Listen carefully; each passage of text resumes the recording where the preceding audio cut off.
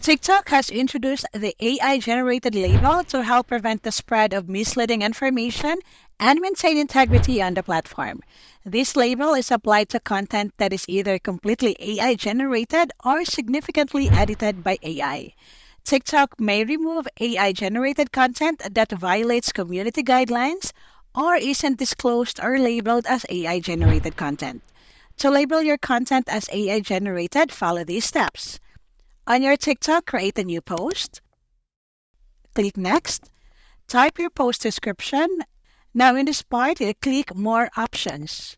Scroll down and you will see this new option for AI-generated content.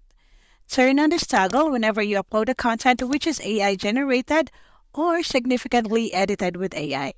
Take note that adding the label to your content won't affect the distribution of your video, and you can't remove the label after posting. For more how-to tutorials, please subscribe or click other videos to keep on watching.